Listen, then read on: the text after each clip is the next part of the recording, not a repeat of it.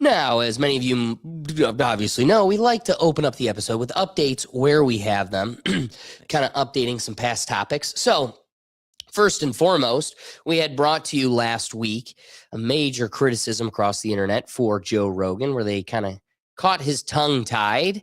And the boomer way is just kind of saying, I got a foggy brain. I got a foggy brain. I'm a foggy boy. And so as we got Joe Rogan's tiger in a tiger in a trap. Tiger in an upside down vehicle. Boom, that too. With all things considered, he got caught and he had some words to kind of correct the record. For those that don't know, he said to Theo Vaughn, he was in the middle of Utah hunting when the Charlie Kirk assassination occurred. However, he somehow forgets that we all watched him live react interviewing Charlie Sheen, talking about the tiger blood, back at it. And then they're like, wait, what just happened? What just happened? It couldn't have been the microphone that popped on his collar. It was the 30-06. We watched you react. Now he has comments. Clear something up. I did a podcast last week with Theo Vaughn, and in it, there was like a video on the internet that's accusing me of lying about something. And what I said was that I was in the mountains of Utah when the Charlie Kirk thing was going down. What had actually happened was I was here doing a podcast with Charlie Sheen when the Charlie Kirk thing went down. Yeah, no. We noticed that.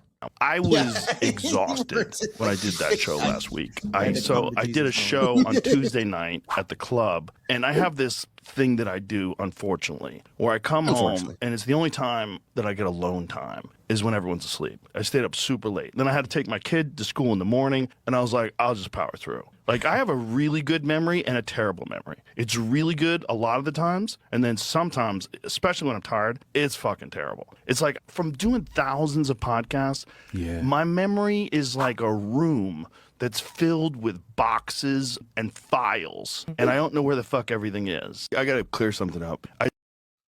So, with that consideration, Brad Richardson in the comments section last week was doing all the heavy lifting like he was Joe Rogan's PR team going, it was just a simple mistake. He was confusing that with the Butler County stuff with Trump. It was just, he's talking for, and then all the internet doing all the heavy lifting.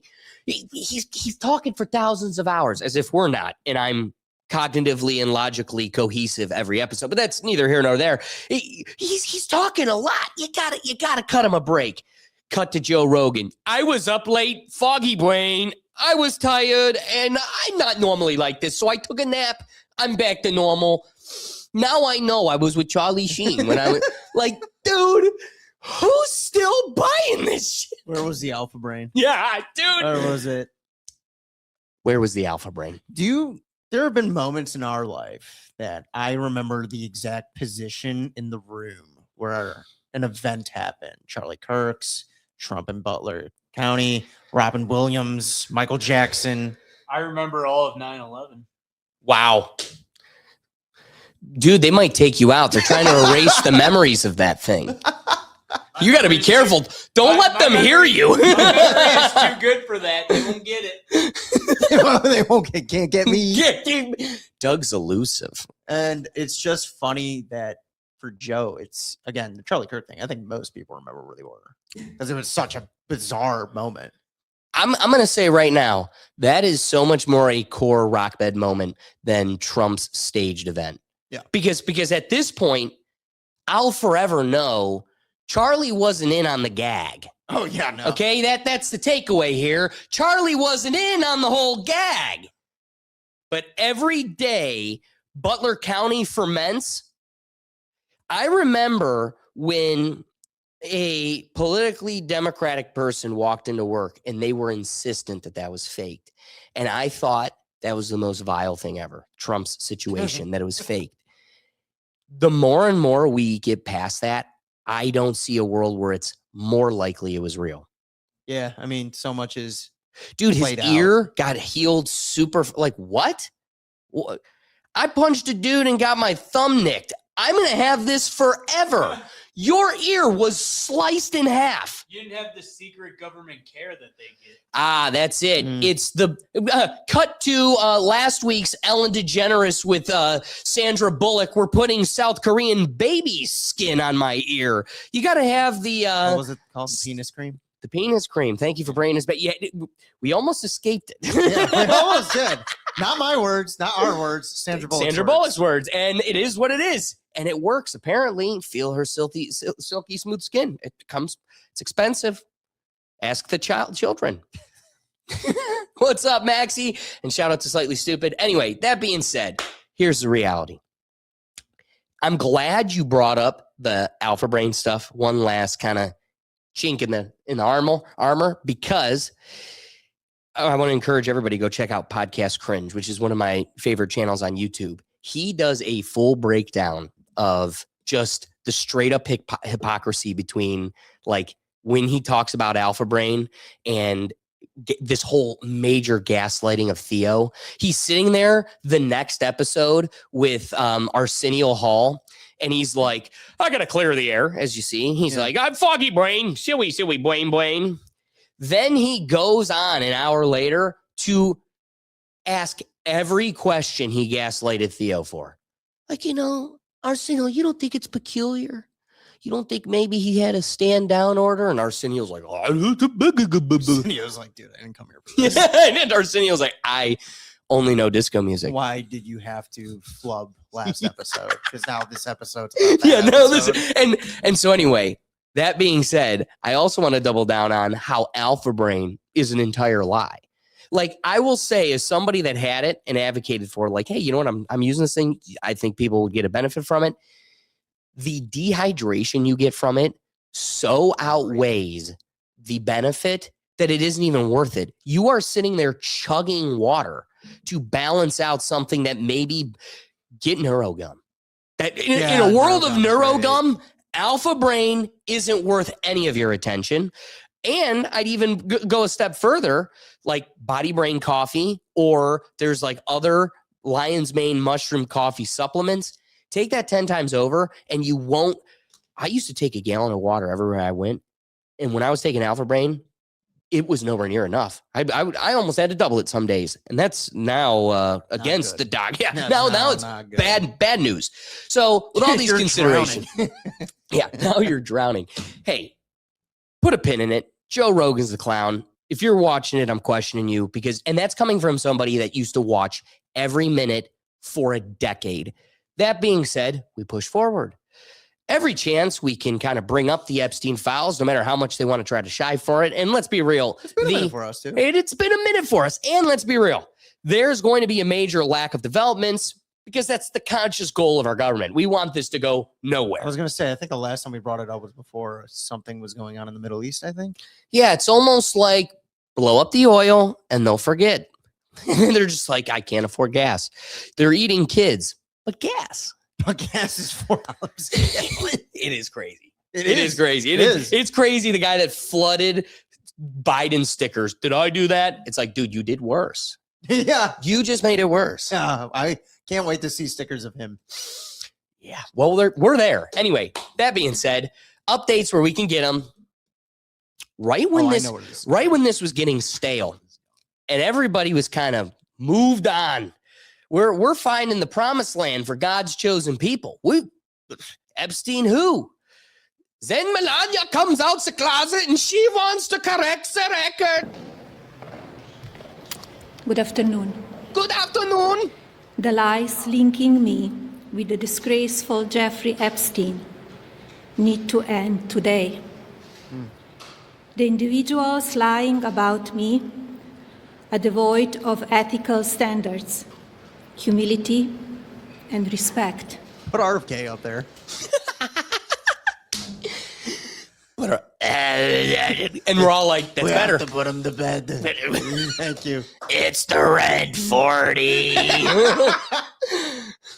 To be clear, I never had a relationship with Epstein or his accomplice, Maxwell.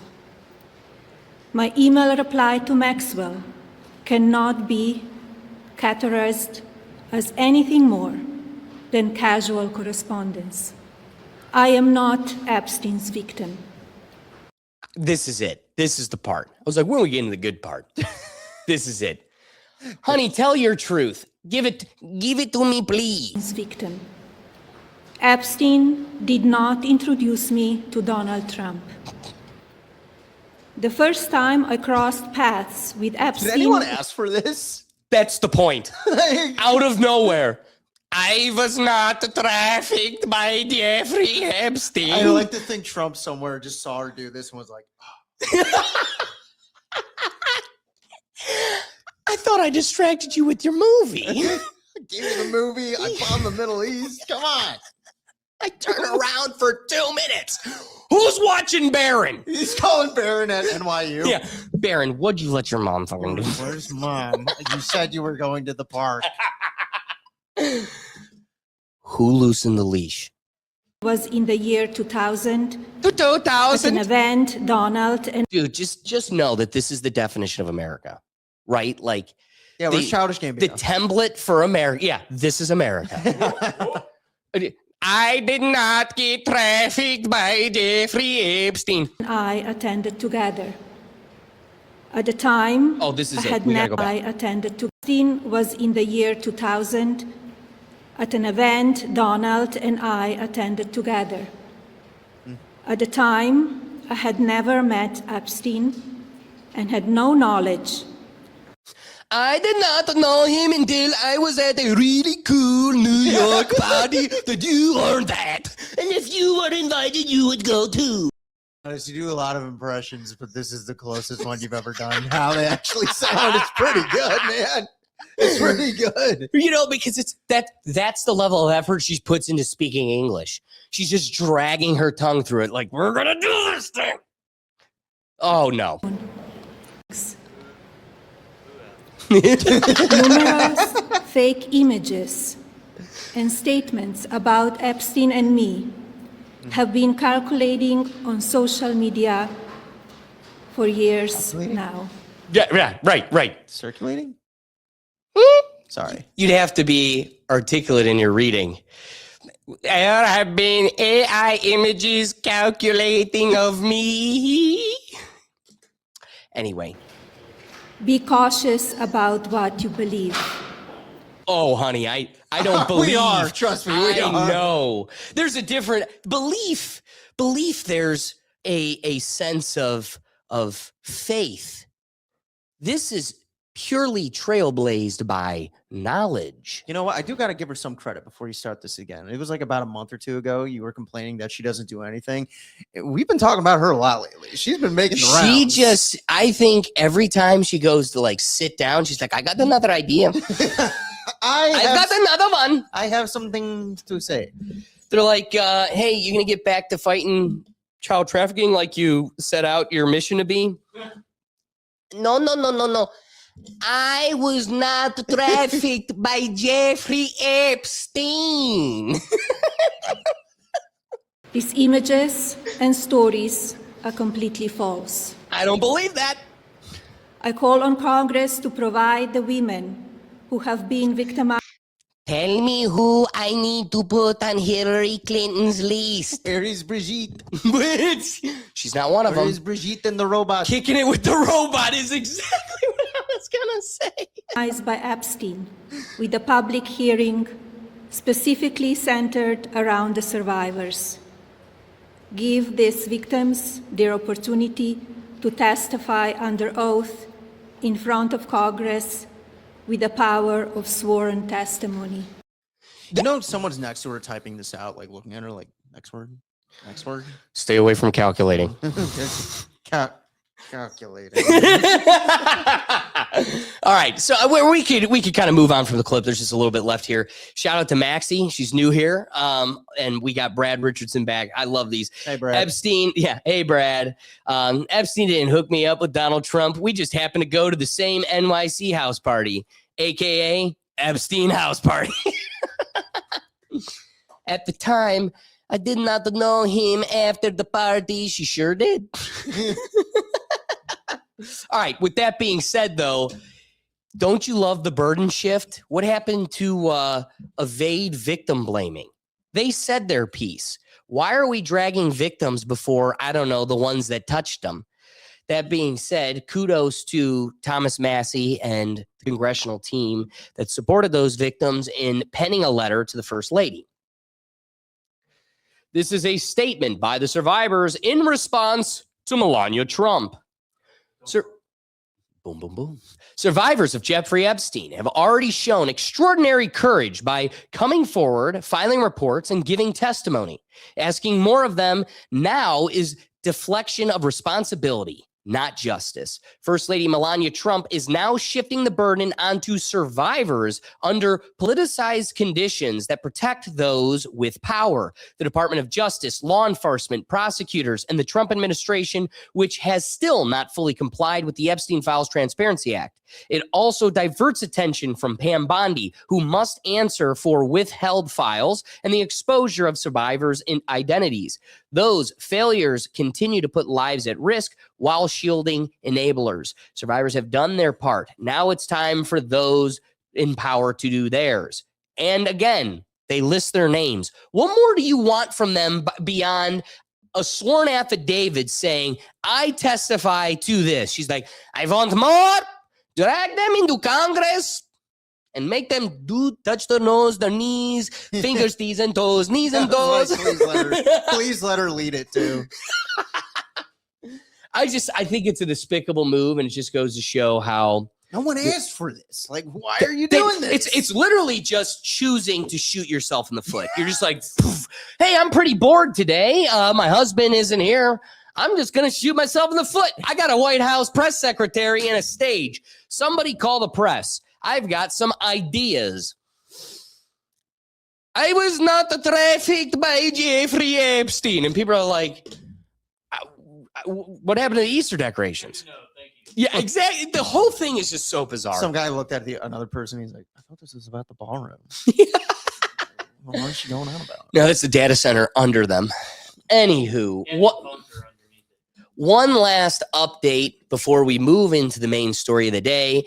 That being, there are big movies hitting the theaters. If you haven't seen it already, Will, Doug, and I did a two-parter on our Rethink Actions channel where we broke down every sequel coming in 2026. And there were some really great ones, a lot of great dialogue, just fun chopping it up, talking movies. That being said, when big movies come back, especially for the second dawn of their re-entry, I got to say, the crazes just resurfaced. Yeah. Well, let's just take you right into one of the Mario World movie theaters where you could just see an old trend resurface. You want me to fight a Yoshi? It's rude to stare. It's a fight to the death, kid.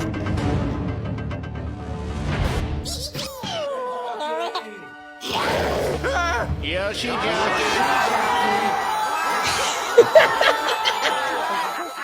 That was clever, though. I do got to say, if we're going down in a fiery blaze of the Antichrist AI, we're going to have some fun doing it. Oh, yeah. I mean, let's get some laughs. Please want to be laughing. Yeah, exactly. Just leave me laughing. All right.